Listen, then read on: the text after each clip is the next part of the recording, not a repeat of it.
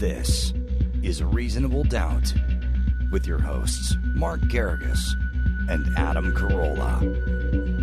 Yeah, get it on. Got to get on. No choice but to get on. Mandate, get on. Welcome to the best hour or so in the universe. It's Reasonable Doubt. I'm Adam Carolla. That is Mark Geragos over there. See, Gary, you jinxed it. We're attempting. Gary threw his glasses. Gary is so pissed. What happened, Gary? If he was wearing a cowboy hat, he would have thrown it on the ground. So we're trying to hook up with Karen Agnifilo, who's one of... Yeah, all right, just put on pause. We're trying to hook up with her, who's works for Geragos Geragos, after a 3-decade career in criminal justice and serve as number 2 executive for the Manhattan District Attorney, Cyrus Vance Jr. And we thought it'd be a good time to talk to her about this whole Cuomo situation. Do you know what made me think of Karen, besides the fact I think about Karen every day? But what made me think about it is I got a one of those breaking news alerts. I'm on for the New York Times. Mm-hmm. And in the breaking news alerts, it talked about that Cy Vance, who's the Manhattan DA, and then the Albany County DA, I think, also have opened up criminal investigations on Andrew Cuomo. And then quoted throughout the article is none other than Karen Agnifilo, who, by the way, Karen, should I mention, because this doesn't drop till Saturday, and hopefully they're out of custody at that point, that your husband and my daughter are overseas. And she tells me when I called her right now that her husband and my daughter, who work together, are overseas visiting a client. And Karen opened up our conversation when I hooked her up with Gary right now by telling me Interpol just stopped them and sent them back to the hotel. Basically, they were in custody. I said, you wait until I start to do RD to tell me that my daughter's in custody in a foreign frickin' country with your husband, and you think that's a good way to break the ice on this? Well, Karen, you're uniquely qualified to weigh into both these subjects. Also, when you travel with nothing but Krugerrands to a foreign country to see a client who may be in some hot water with the government, Interpol will flag you. Sorry, Karen. Good to meet you. Nice to meet you, too. Nice to meet you, too. Karen, since you've assured me that Tenny and your Mark are okay, I'm going to move right into Andrew Cuomo. I have to admit, and I had said this yesterday with Gary, I am taken aback by the Attorney General in New York State, Letitia James, and this report.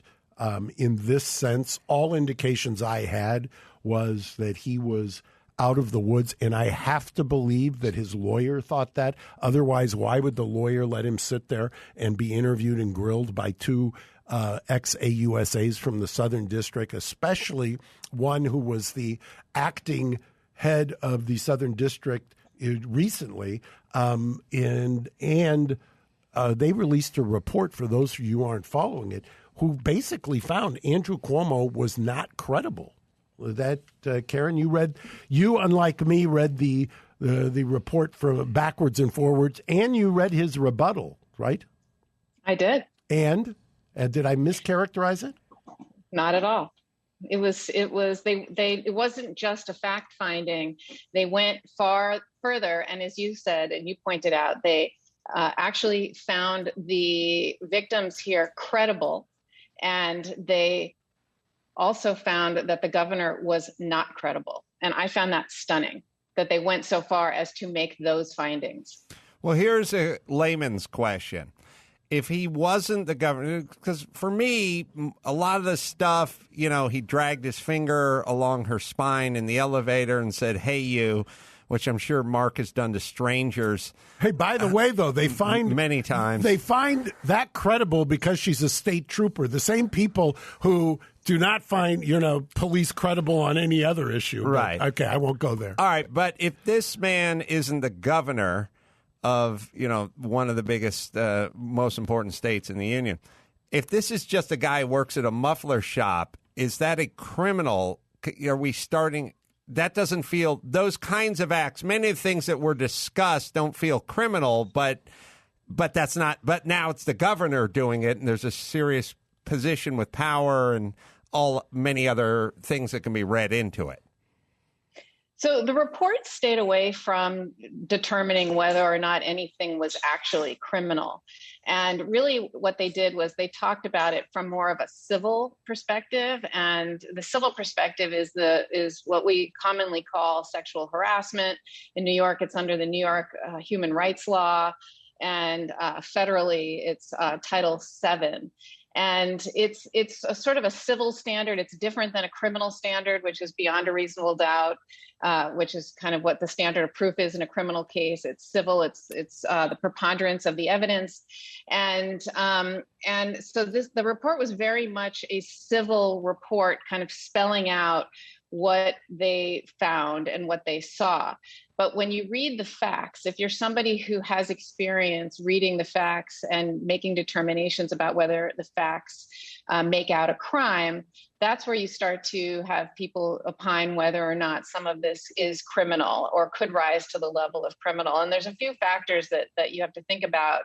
And I read the details and read the facts here. I would say in 8 of the 11 instances, or I should say complainants or victims, in 8 of their cases, there's arguably criminal conduct, and they are all misdemeanors. I don't see anything that rises to the level of a felony, and a felony is a higher crime than a misdemeanor. Misdemeanors are typically punished for up to a year in jail. But you know what? In your New York Times interview, you mentioned something that you and I were texting about yesterday. I called it being hoisted on your own petard. The arguably out of those instances that are at least, somebody is going to make a decision on criminal, the statute of limitations might have run except for. So in a misdemeanor, a statute of limitations is typically either 2 years or 1 year, depending if it's a Class A misdemeanor or B misdemeanor. But the statute of limitations is the time within which a charge has to be brought. So normally, if today is August 4th or 5th, you look back 2 years to say August 4th, 2019. However, during the pandemic, this governor, like many other governors, he exercised his emergency powers, and he basically pressed pause on the statute of limitations. Oh, this is talk about. Look, I don't wish ill on anyone except the abuse of emergency powers during this pandemic. How ironic. Or is it for those of us who say, oh, my God, Karen, am I wrong, that he could end up getting filed on criminally, even though the statute would have run, but for him exercising his emergency powers and pressing pause on the statute of limitations? And he pressed pause for more than a year. The first executive order went into effect in March of 2020, and it wasn't lifted or rescinded until May 6th of 2021. So that entire period has to be subtracted and for the look back to see if there's criminal charges that can be brought. I don't know exactly how it works out, but like if Ron DeSantis in Florida did this, he would have escaped probably the timeline, right? Exactly. And boy, I wish, Gary, did you have the video on Adam's face when the light bulb went off the irony of the emergency order? I love that. Yeah, the poetic justice, I call it, the hoisting on your own petard of the abuse of the emergency powers in this particular case. And the other thing about this is, when people are exercising their discretion. And, he's taken the position, the governor has, of I'm going to weather this storm. And now they've revealed some of the stuff. Chris Cuomo from CNN, his brother, was involved in the emails. They had the redacted emails, and Cuomo's on there. And I saw a quote today by one of the lawyers for one of the complainants where she said she was now, based on this report, going to take a civil cause of action against the governor, not for the original assault, which was probably barred because it was too long ago, but for the actions he took to try to denigrate her after the fact. That was the first accuser, and basically that lawyer is making an argument that he was setting an example so that no one else would come forward, and that his retaliation against her has breached her civil rights. Well, guess who else may be in the crosshairs of that civil lawsuit? His brother, who's on the email as well, basically exhorting him to go tough, go strong, basically, ironically enough, be Trumpian about it. We may be delighted by this whole statute of limitations and governmental overreach and executive orders and all that stuff. But, who's got to be over the moon right now is Giuliani. Oh, my God. He's got to be laughing his ass off, right? Yeah. Rudy is, he's also got his son running for governor there. And, it's the lieutenant governor. What is her name, Karen? Kathy Hochul. Kathy Hochul went out of her way yesterday. In fact, probably the only Democrat that I can think of great note in the great state of New York who didn't come out, because she's in the line of succession. If he resigns or is impeached, she becomes the governor. So she didn't call for his impeachment. But Joe Biden sure did in that press conference. And Nancy Pelosi, I believe, has as well. And so at this point, I always talk about clients when they're facing criminal cases. Do you have a constituency? OJ had a constituency. Scott Peterson, other than adulterous golfers, didn't have a constituency. So if you don't have a constituency, you can get eaten up by the storm here. And I don't know how. I know that it's not. I mean, I hate to prognosticate because I don't really know him, but I don't see him going willingly. Karen smiles.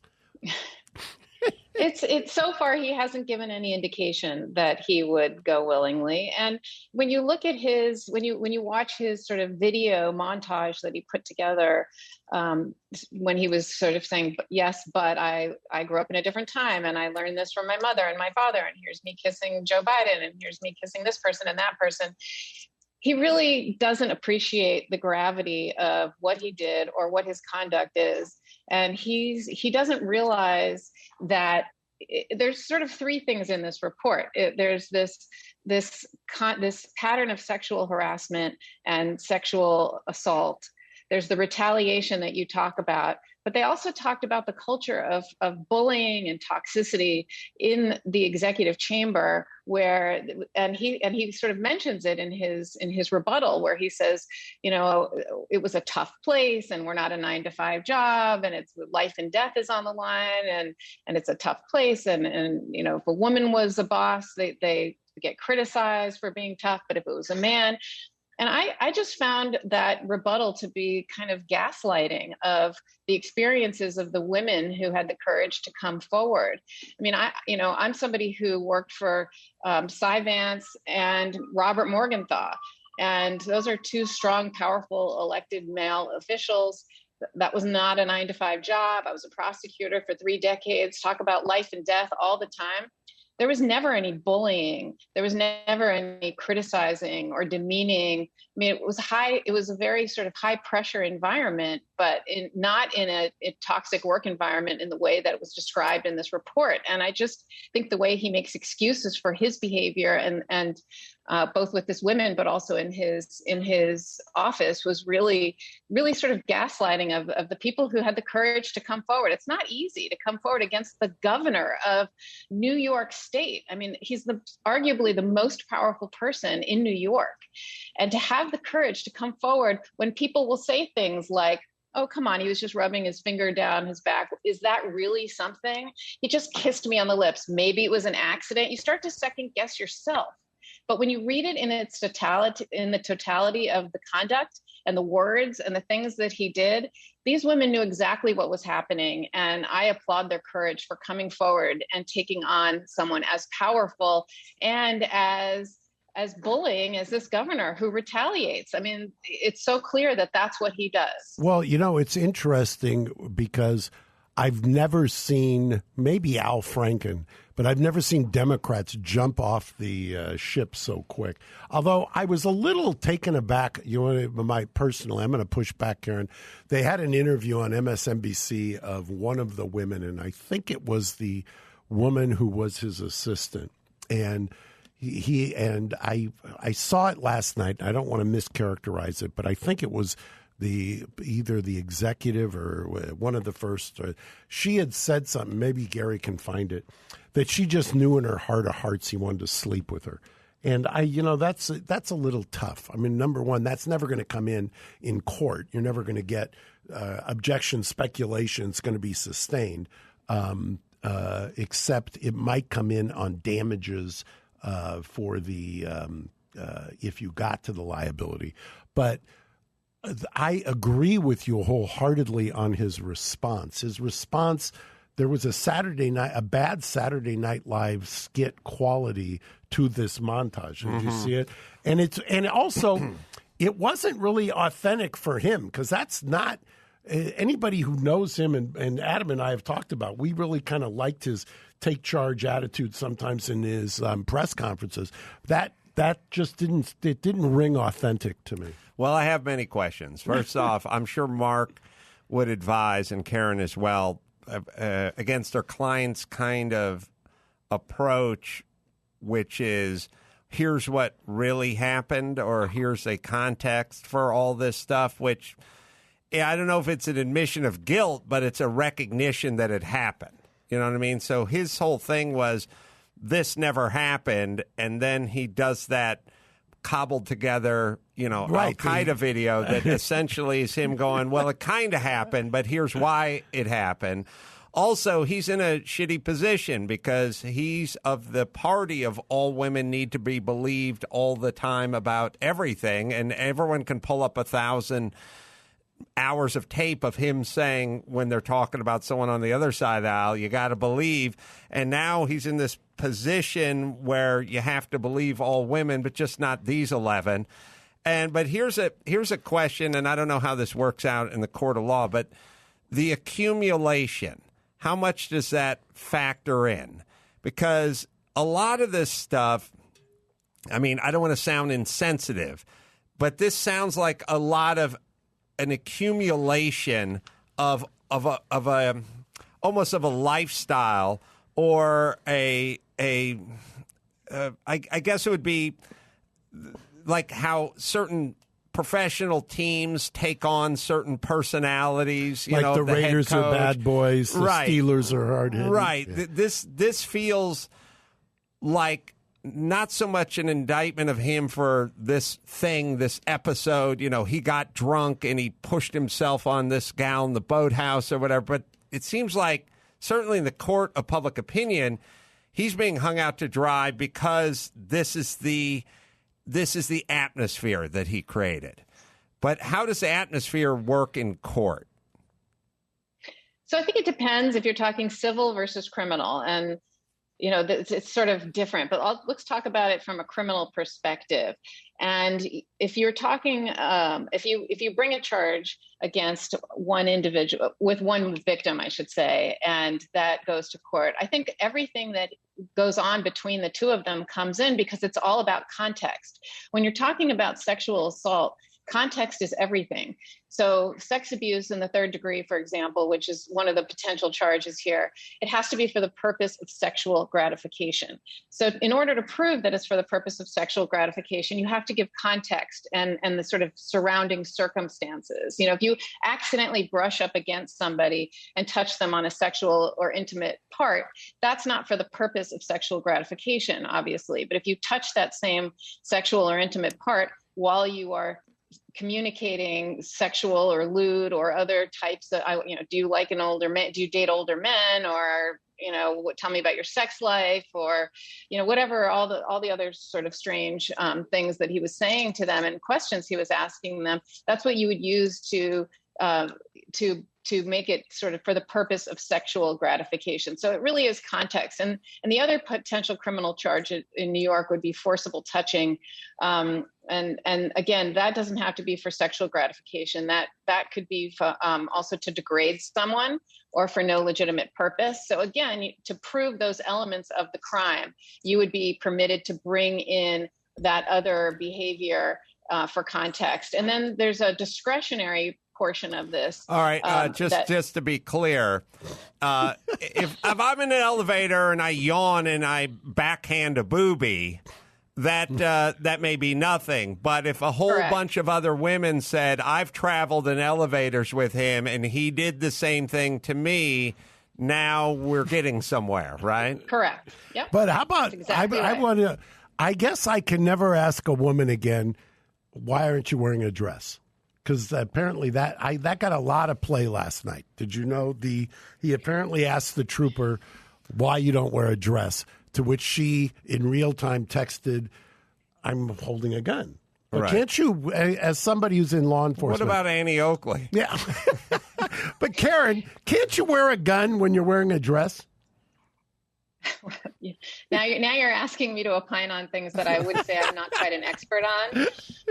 So I can't. Really Have you seen? Because I have done countless prelims on the third floor of the criminal courts building in Los Angeles, and I've seen plenty of women who've worn guns while wearing a dress, and I don't understand why that one is linked to the other. I mean, I understand it's not, by the way, this guy, they ought to have, somebody could do a book on Cuomo's bad opening lines. You know what I mean? Yeah. Because, do you date older men? Dude, that's like, let me just tell you something. That's... I don't know. Again, I don't know if this is piling on, but he's 0 for 11. I mean, it seems like he tried 11 times and never got to first base. Or maybe he skipped a second. I don't know. There was one thing. I think the important thing to remember here is he had a workplace relationship with all of these women.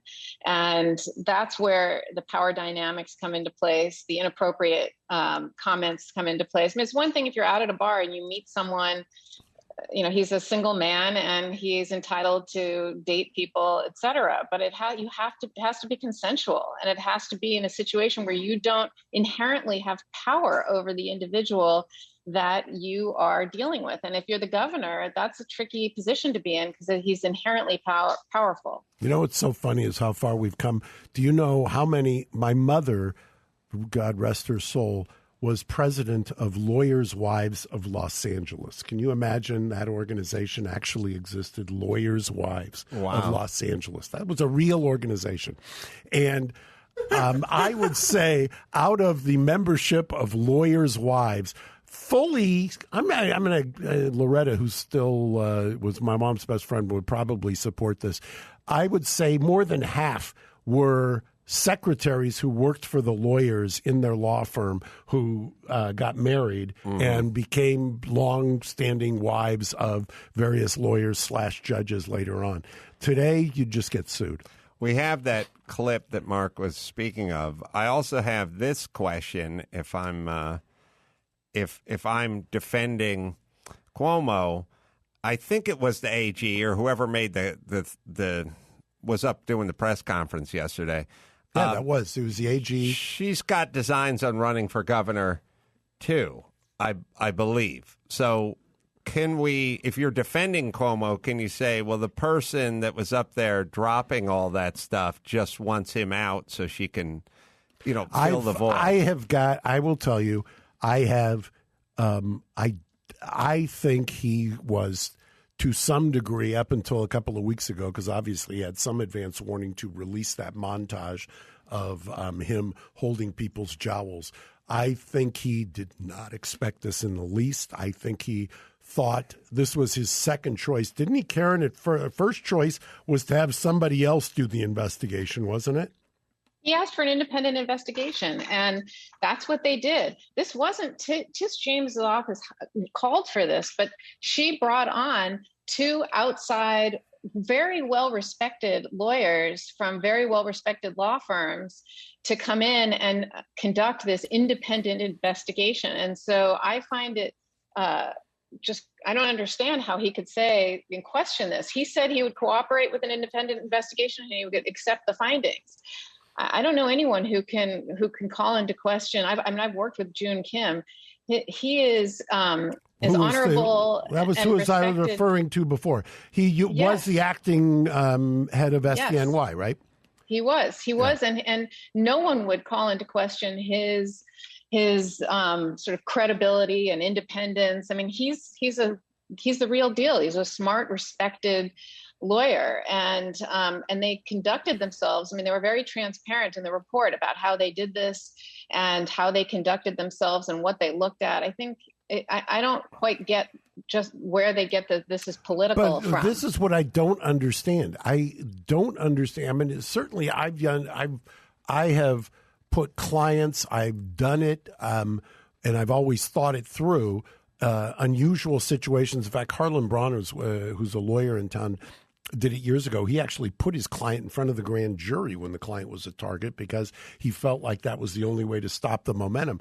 In this case, if you're going to make the argument that it's political and it's retribution, why do you sit for 11 hours with two people who, by all accounts, former U.S. attorneys who are going to grill the shit out of you? And he apparently either wasn't prepared or came off miserably is the only two alternatives I can think. Well, Why? should we play the?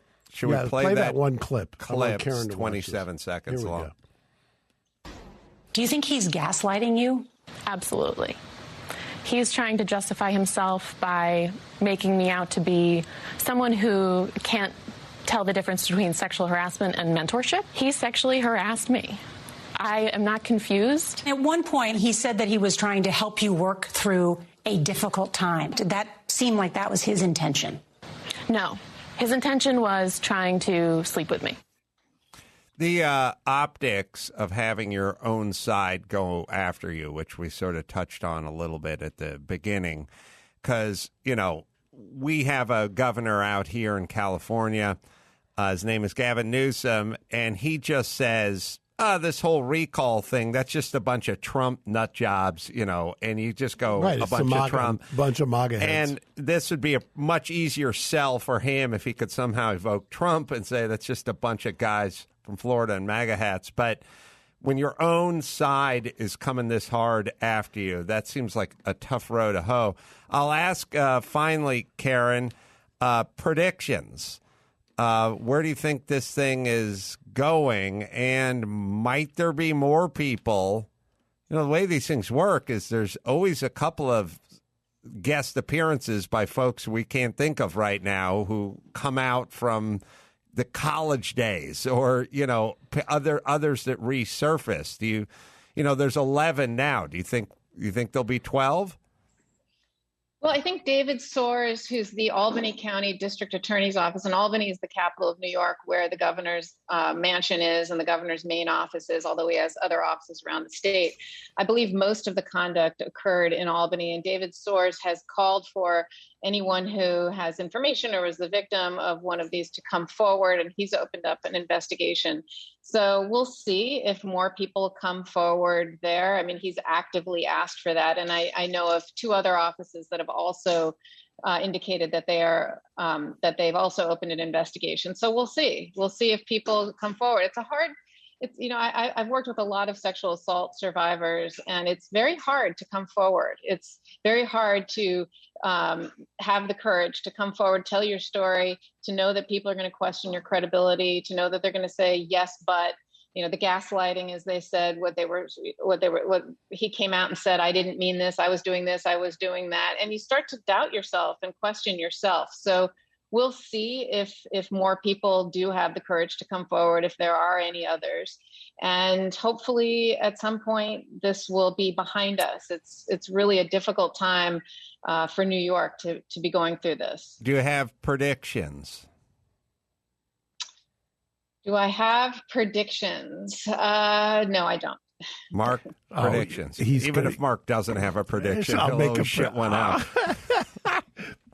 There's going to be a cavalcade of civil lawsuits. You can be sure of that. This report is a blueprint for civil lawyers to sue the governor. And when you start to sue the governor and you've got a blueprint with a report with a supposed independent investigation, you're going to have all kinds of people who are going to come out of the woodwork. There's a certain degree of irony, by the way, that this governor just extradited Harvey to us. Oh, right. Yeah. Boy. Yeah, it was this governor. Right. Yep.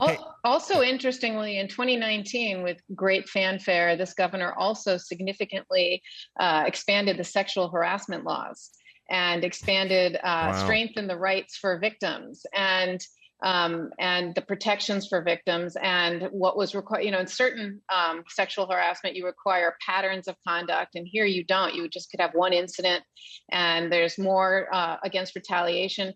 So I just think, he did a lot of press with that when he signed that. And I just think it's going to be interesting, because if Mark's prediction that there's going to be a cavalcade of civil lawsuits, it's going to be under the human rights law, the sexual harassment statute that he himself passed and strengthened with great fanfare. Well, it's very rare that a man gets hoisted on two petards. But it sounds like he's a two-petard man. Yeah, he's got the hybrid of criminal and civil coming his way, all because of his acts. So, what will also be interesting is whether or not New York State engages in an impeachment proceeding.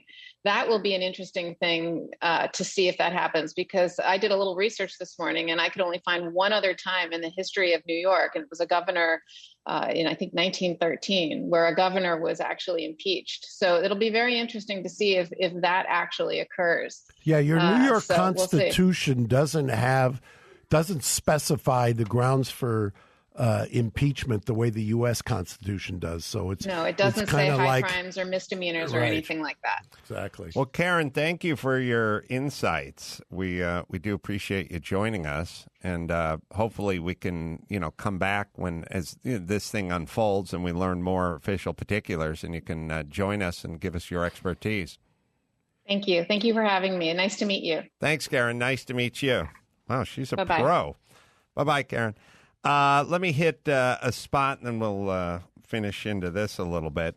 Morning Wire, critical race theory in your kid's classroom, policy changes under the current administration. You need to know what's happening from the news source you can trust.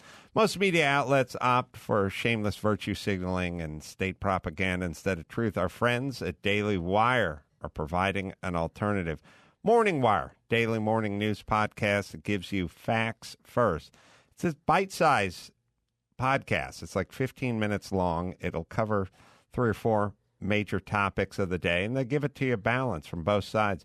Daily Wire editor-in-chief John Bickley and co-hosts Georgia Howe bring you the latest in politics, sports, culture, and education with a heavy emphasis on truth.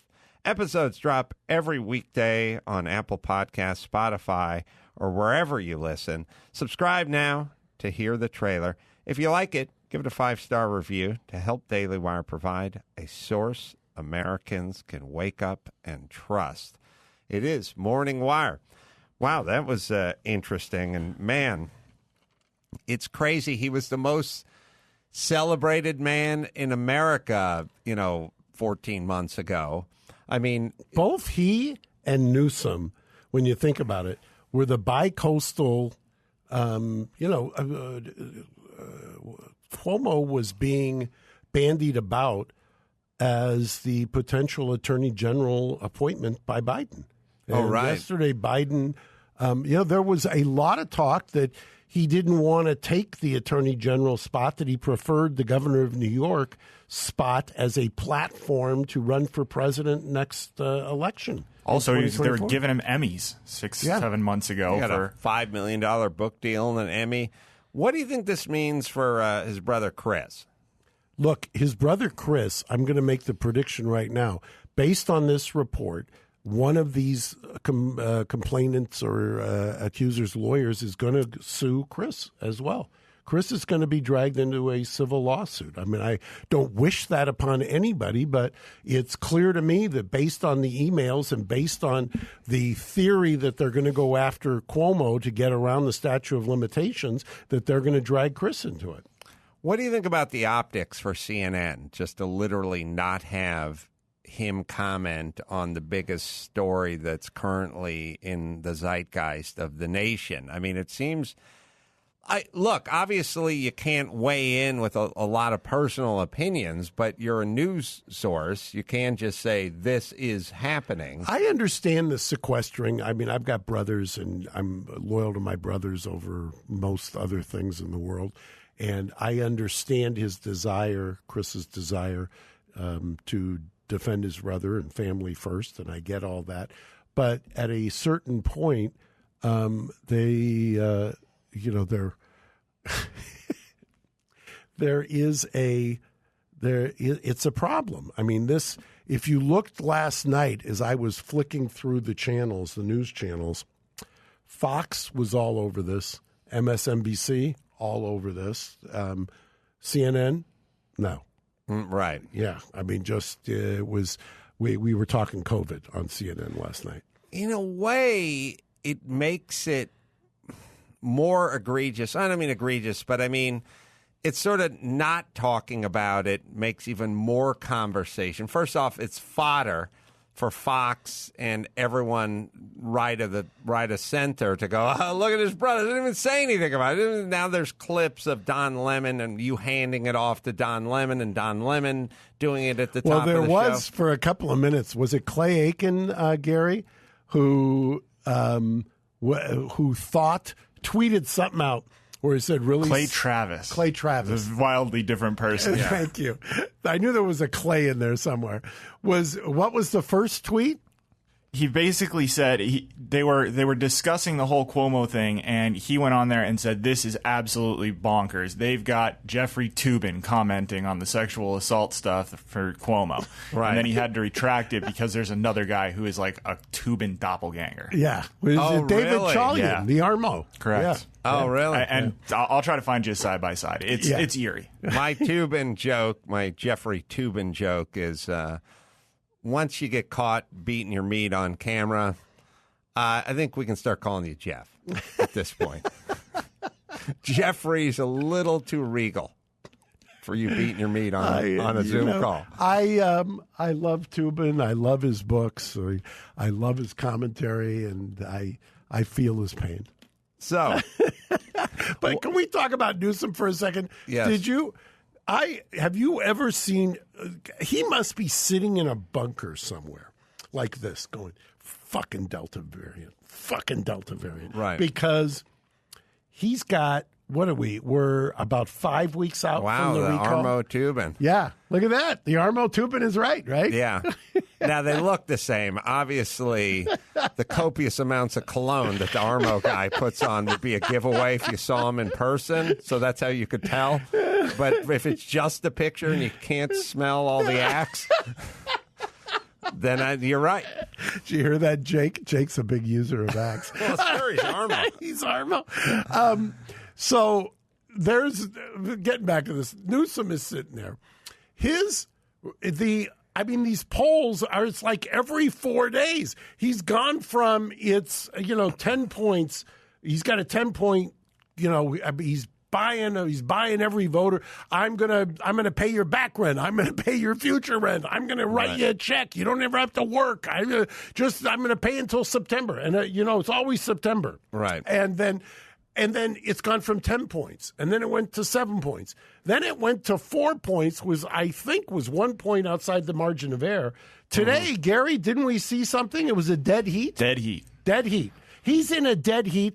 Larry Elder has now broken 20%.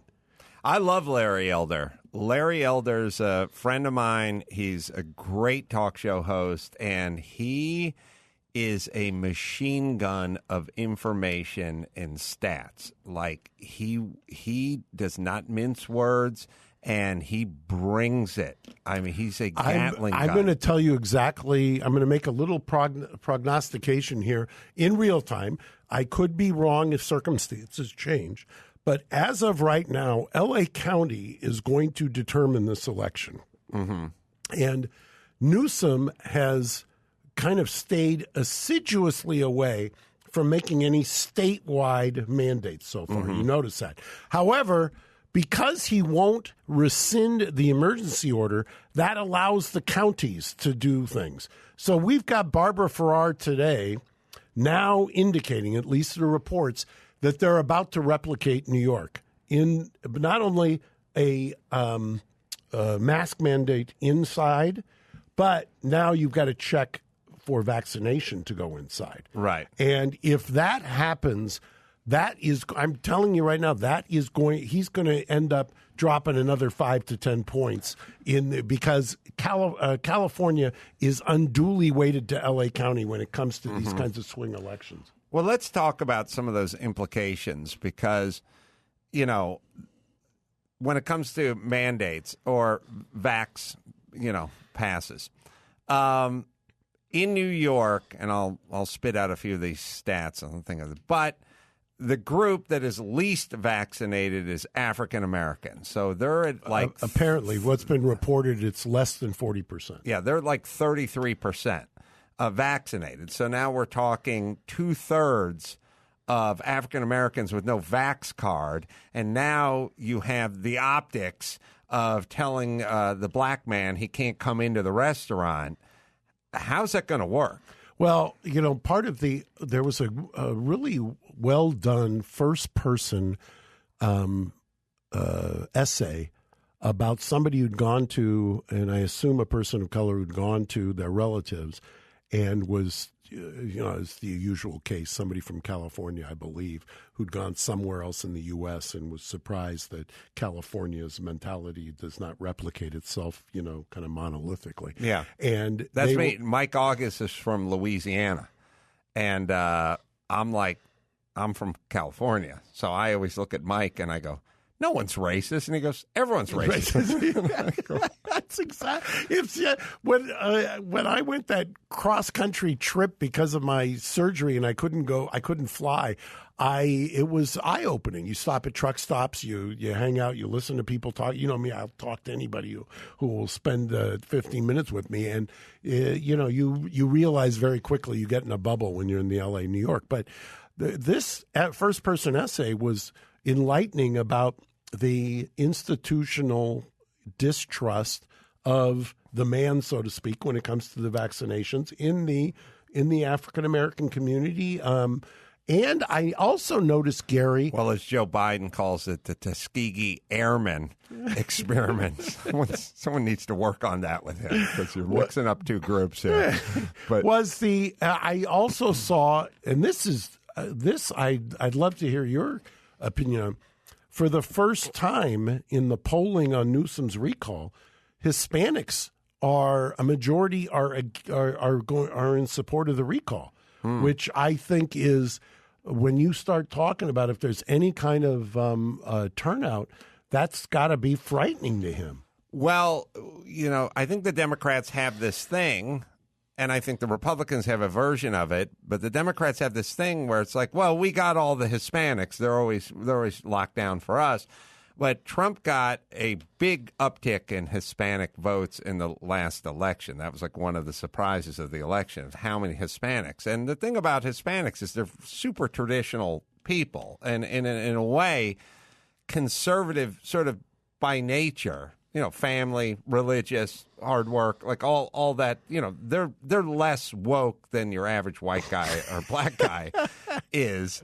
And I don't know how woke the Asians are. They're just trying to figure out which way the wind is blowing so they don't get punched in Manhattan. But they're going to start drifting over toward Larry Elder if you keep and by the way, who's affected by closing down the restaurants and closing down agriculture and all these industries? They work. It's not the fucking bloggers that are sitting home all day pulling a Toobin. It's the guys who have to get up and go to fucking work. That's in this town. That's Hispanics. They have to go to work. All right. Let me. Can we talk about your airplane? Hold on for a second. BetterHelp. You heard about BetterHelp? Oh, yeah. Depressed, relationship struggles, difficulty sleeping, can't stop laughing when Adam makes jokes, or meeting goals? BetterHelp. Online, professional counselors who listen and help. BetterHelp will assess your needs, match you a licensed professional therapist. They'll start communicating in under 48 hours. It's amazing. And easy and free to change counselors if needed. Not a crisis line. It's not self-help. It's not somebody lecturing you. It's professional counseling done securely online. Log in anytime. Send a message to your counselor. You'll get timely and thoughtful responses. Plus, schedule weekly video or phone sessions. No uncomfortable waiting room. Broad range of expertise, which may not be available in many areas, but then again, it might. So many people use BetterHelp.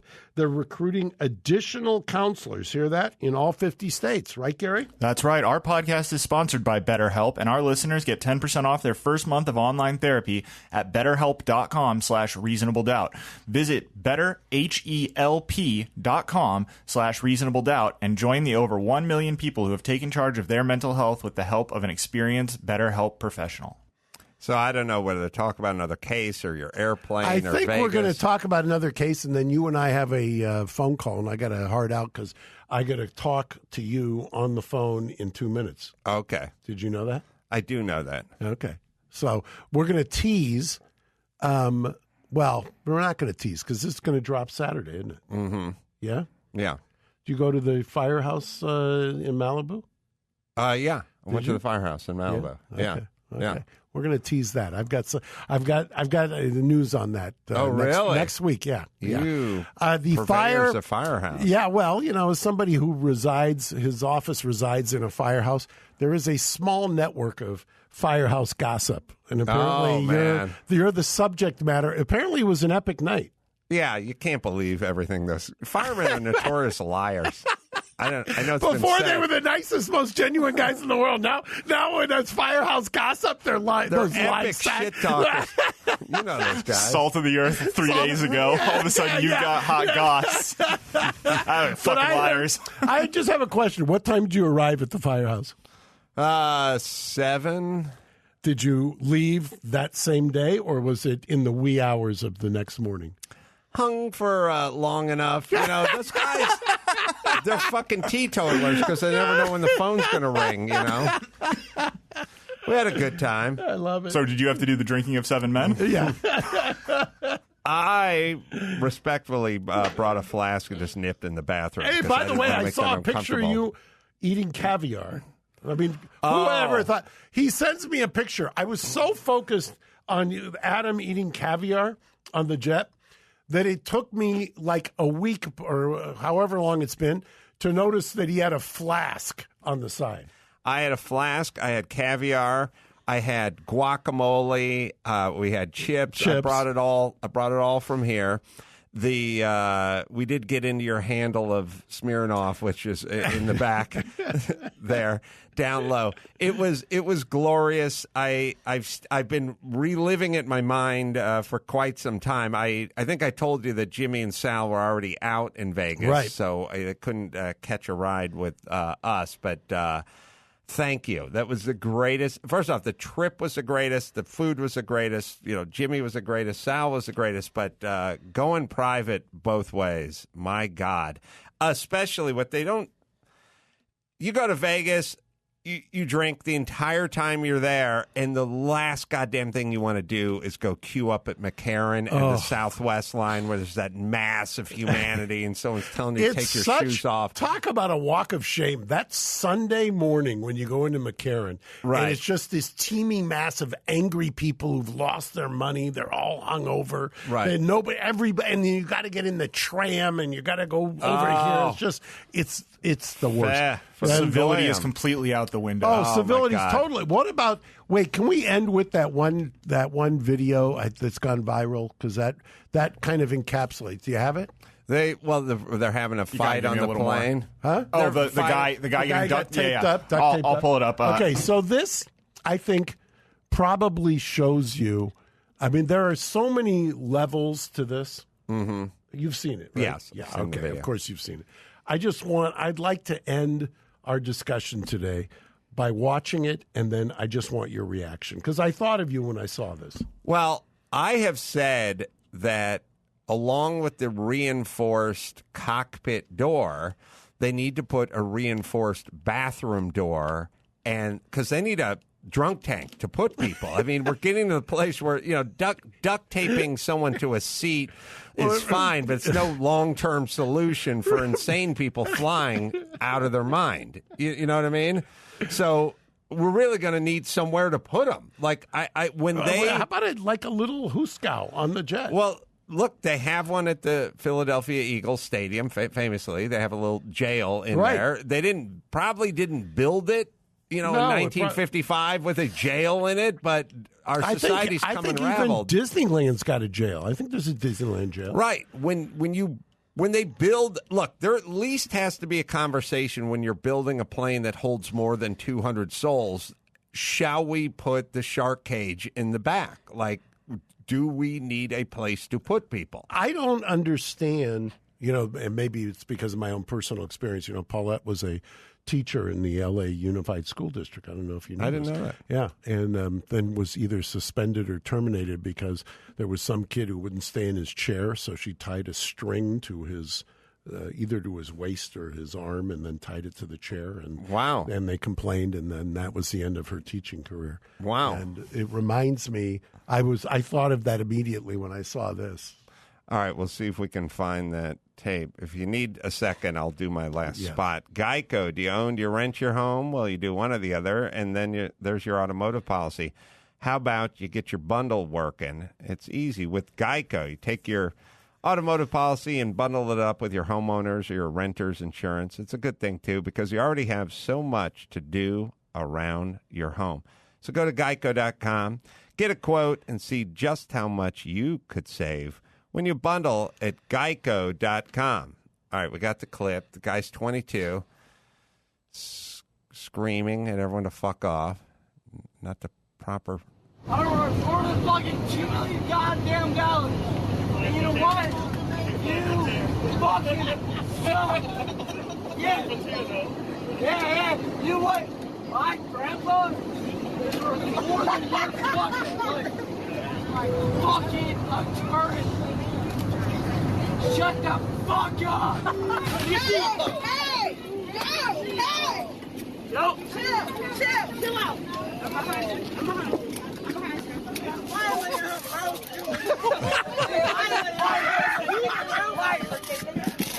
You're savage!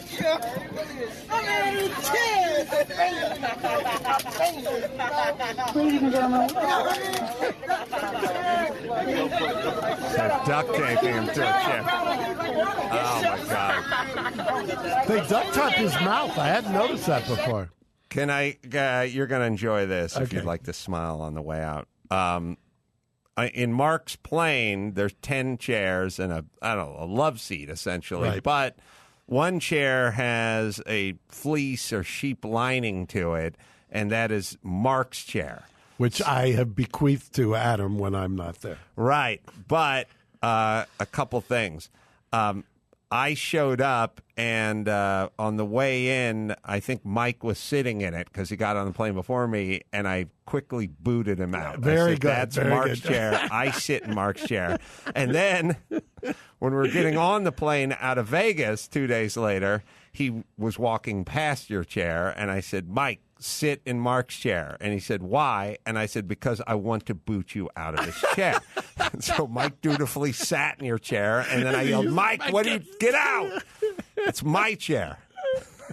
It's a true story. I love it. All right. I'm on the road all over the place, man. Minneapolis and coming up, Royal Oak, Michigan, Kansas City, Chicago, Baltimore, Pennsylvania, Glen Oaks, outside of Philly. I mean, just go to AdamCarolla.com for all the live shows. You can subscribe to our YouTube channel, youtube.com/Adam Carolla if you want to see some free stand-up there. What do you got, Mark? I've got Capri this weekend in the Hamptons. Come up there. V Palm Springs. Come out to the V, or Casa Tropicana in San Clemente, Tenny Mediterranean Tapas downtown, Engine Company downtown LA, LAX, or the Provas in Grand Central Terminal, or at Times Square in the Moxie Hotel. So, until next time, Adam Carolla for Mark Geragos, say it. Mahalo. Thanks for listening to Reasonable Doubt. Tune in next Saturday for an all-new episode.